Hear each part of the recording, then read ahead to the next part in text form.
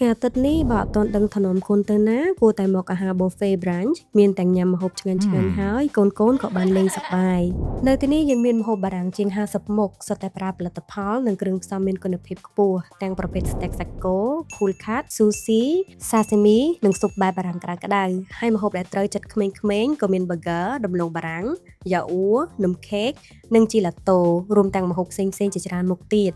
ហើយម្ហូបទាំងអស់គឺញ៉ាំបានដោយសេរីអត់កំណត់ម៉ោងថែមទាំងមាន free ភេសជ្ជៈទៀតអ្វីដែលពិសេសគឺកន្លែងក្មេងលេង playground ធំទូលាយមានផាសុកភាពនិងសកម្មភាពរៀនកម្សាន្តសម្រាប់ក្មេងៗជាមួយមេចុងភៅរបស់យើងកុំគិតយូរអីឆាប់កក់ទុកឲ្យហើយទៅព្រោះបើបងប្អូនកក់ប្រាក់ទុកមុនតម្លៃម្នាក់ត្រឹមតែ$15និតតែប៉ុណ្ណោះអត់មានបូកថ្លៃពន្ធអ្វីបន្ថែមទេ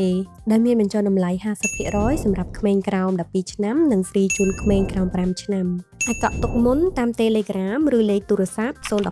644 286